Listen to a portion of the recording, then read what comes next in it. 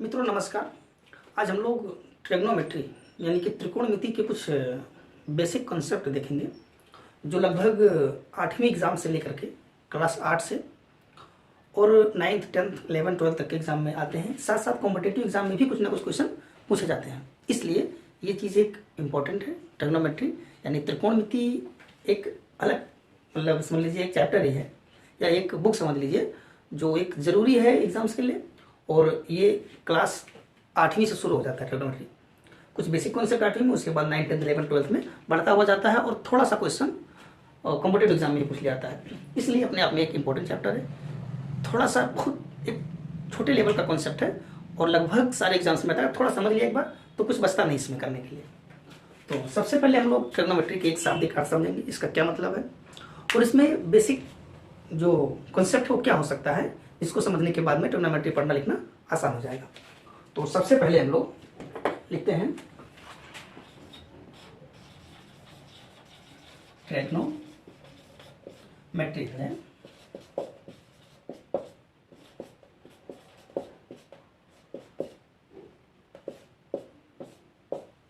त्रिकोणमिति। त्रिकोणमिति का शाब्दिक अर्थ जो है वो त्रि का मतलब है 3 से, कोण का मतलब तो कोण ही है और मिति का मतलब है मापन से। तो 3 कोण का मापन त्रिकोणमिति। अगर इंग्लिश में देखें तो ये ग्रीक भाषा का शब्द से बना है। तो TRI ट्राई या ट्री इसका मतलब है 3। गौण का मतलब है भुजा से और मेट्रोन इसका मतलब माप। अगर हम थोड़ा सा शब्द में इसको पिरोने की कोशिश करें कि त्रिकोणमिति एक त्रिभुज के तीनों कोण तथा भुजाओं का आपसी संबंध ही त्रिकोणमिति है। ऐसे कहें कि एक त्रिभुज के कोणों और भुजाओं का संबंध ही त्रिकोणमिति है। या त्रिकोणमिति में हम कोण और भुजाओं का संबंध ही पढ़ते हैं त्रिभुज के। लेकिन ये कभी किसी एग्जाम में नहीं आएगा, खाली समझने के लिए है कि त्रिकोणमिति क्या है। अब देखें हम तो त्रिकोणमिति में सबसे पहली बार एक समकोण त्रिभुज होगा। ठीक, उस समकोण त्रिभुज में मान लीजिए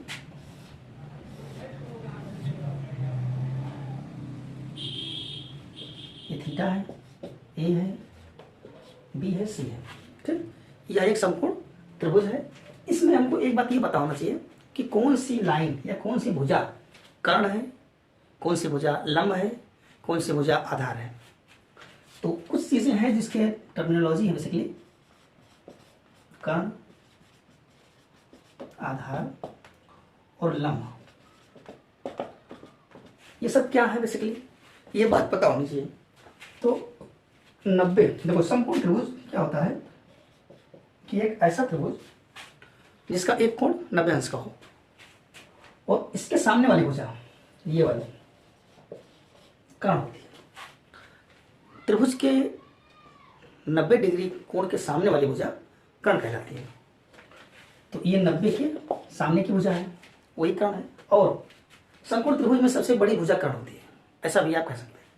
ठीक, आधार, आधार वो वाली भुजा है जिस पर त्रिभुज बेस्ड होता है, यानी जिस भुजा पर त्रिभुज बना होता है वो उसका आधार होता है।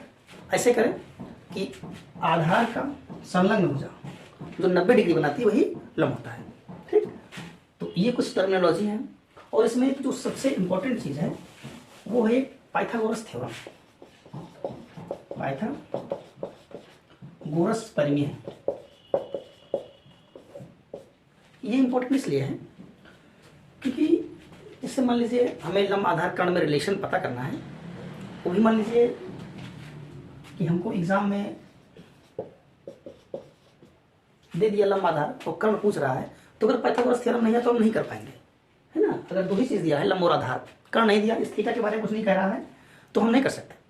लेकिन पाइथागोरस थ्योरम के हिसाब से क्या होता है, कर्ण का स्क्वायर ठीक बराबर आधार का स्क्वायर प्लस लंब का स्क्वायर। ये ऐसे लिखें कि AC स्क्वायर बराबर आधार का मतलब BC square plus AB square.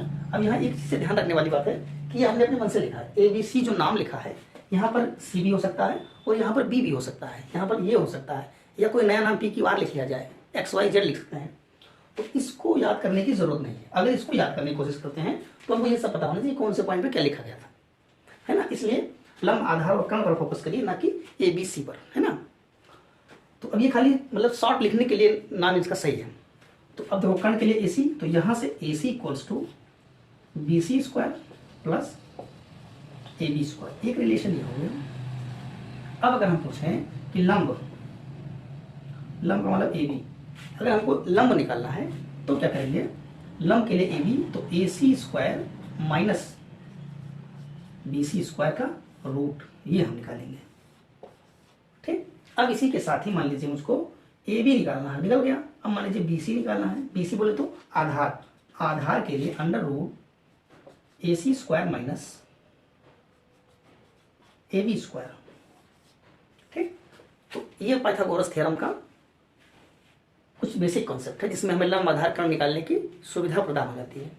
ठीक, अब हमारे पास जो ट्रिग्नोमेट्री यानी कि त्रिकोणमिति के कुछ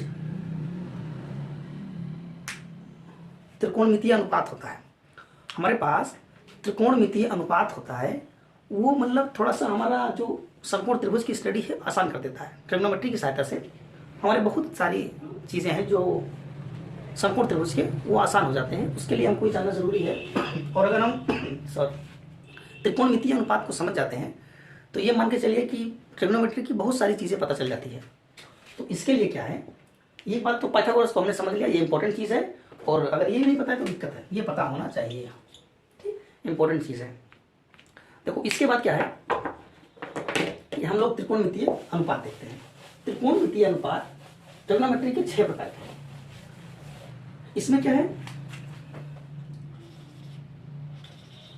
sign theta, cos theta, tan theta, cot theta, sec theta और कोसेक थीटा।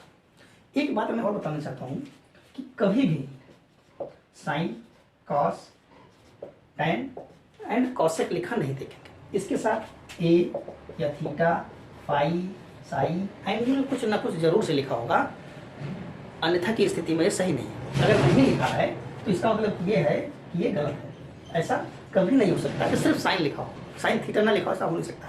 हाँ, sine A, sine B, cos A, cos B, sine phi, sine, ऐसा कुछ हो सकता है, लेकिन कभी अकेले साइन नहीं लिखा होगा। ठीक, तो अब देखिए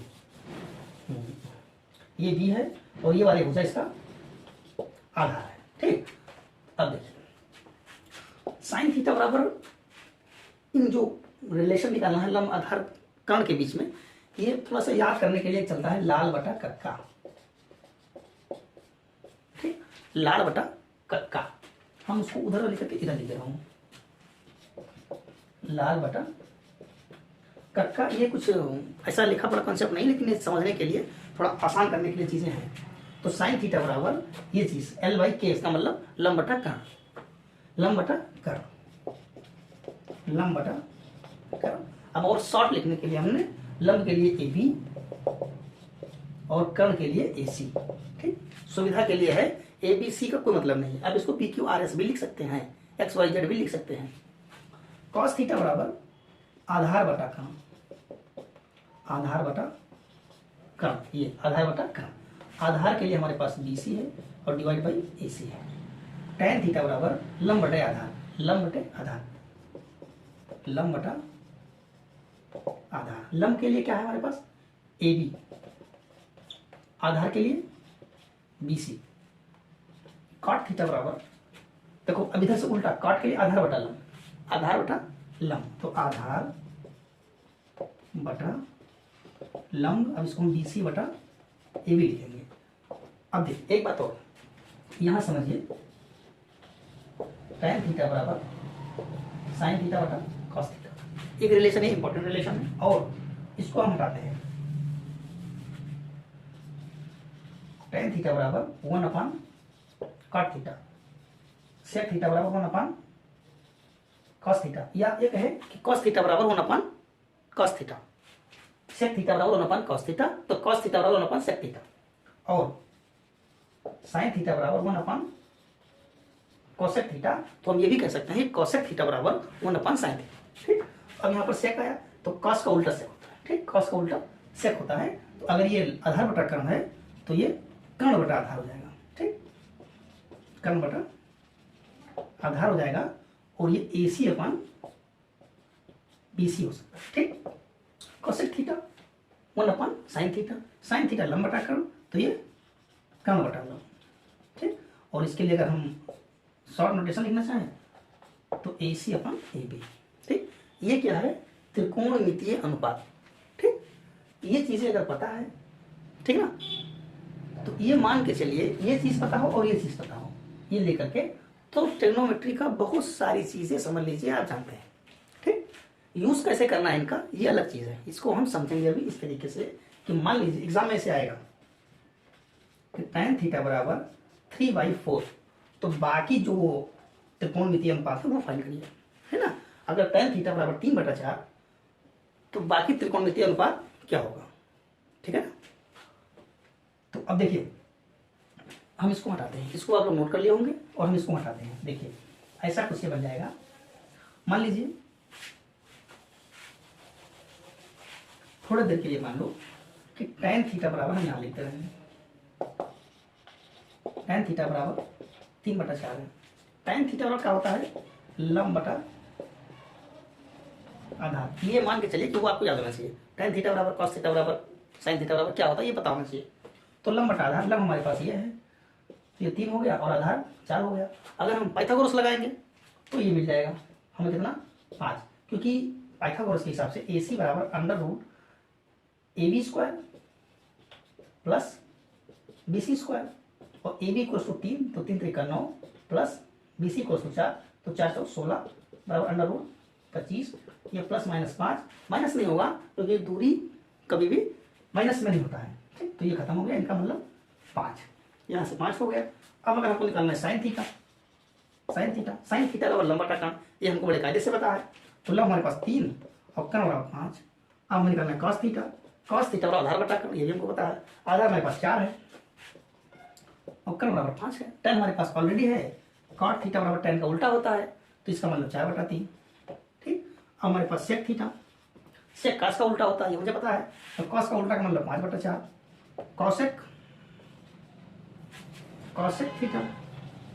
cosec थीटा sin का उल्टा होता है, ये मुझे पता है, तो sin का मतलब हमने निकाला था 3/5, इसका मतलब 5/3। 1 मिनट का सवाल है, बशर्ते आपको sin cos tan cot sec का मतलब पता होना चाहिए, इनके रेशियो क्या होते हैं, किस रिलेशन के साथ का नाम आधार में बन रहा है, तो आपके लिए ट्रिग्नोमेट्री का ये निकालना कोई बड़ी बात नहीं है, ठीक। या फिर एक और क्वेश्चन इस तरीके से आ सकता है कि मान लीजिए, इसको हटाते हैं, मान लो थोड़ी देर के लिए कि आपसे ये कह रहा है कि हमको ये नहीं दिया, ये भी नहीं दिया, कुछ नहीं दिया है, बस ये बोला है कि एक समकोण त्रिभुज है जिसका लंब 3 है और थीटा की वैल्यू 30 है। इसने बोला कि एक ऐसा मान लो फिगर दे दिया और बोल दिया कि ये 3 है, थीटा ये है और इसकी वैल्यू 30 है। तो अब बताइए कि कर्ण की वैल्यू क्या हो, समझ गए। ये बोला कि ये 3 सेंटीमीटर है, आधार कुछ नहीं बताया, कर्ण कुछ नहीं बताया, बस हमको थीटा की वैल्यू दे दिया है। तो अब हम लिखेंगे tan थीटा बराबर लंब बटा कर्ण। tan थीटा बराबर, ये मुझे पता है बहुत ढंग से, लंब बटा कर्ण लिखा, लंब के लिए हमने AB लिखा और कर्ण के लिए हमने AC लिखा।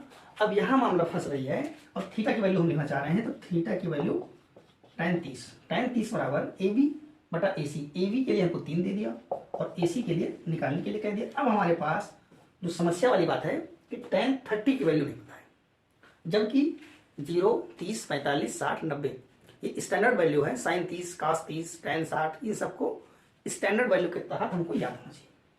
इसके लिए एक चार्ट है, वो चार्ट कैसे बनाना होता है, बहुत सारे लोग रटते हैं। या तो आप इतने क्वेश्चन सॉल्व कर दीजिए कि आपको रट जाए, या फिर इसको बनाने का एक टेक्निक है, वो हम अगले लेक्चर में बताएंगे कैसे उसको बनाना होता है। तब तक के लिए इसको देखें, समझें और मुख्य तौर पर जो त्रिकोणमितीय अनुपात दिया है उसको sin cos tan cot sec cosec के साथ में लंब आधार कर्ण के क्या रिलेशन है ये आप तब तक याद करिए, चाहे लाल बटा कक्का का यूज करके, चाहे जैसे भी। पाइथागोरस थ्योरम, कर्ण स्क्वायर बराबर लंब का स्क्वायर प्लस आधार का स्क्वायर, ये बात पता होना चाहिए। और एक बार इसको ढंग से अपना देख लीजिएगा और अगले लेक्चर में हम इसको थोड़ा आगे बताएंगे और जो स्टैंडर्ड वैल्यू है वो हम इस पर बना के दिखाएंगे। तब तक के लिए धन्यवाद। और हाँ, अगर आपने चैनल सब्सक्राइब नहीं किया तो प्लीज़ लाइक करें, शेयर करें, सब्सक्राइब करें, यार दोस्तों के साथ शेयर भी करें ताकि ज़्यादा से ज़्यादा लोग जुड़ें। और अगर कोई समस्या है तो आप मैसेज भी कर सकते हैं 84 70 80 33 74।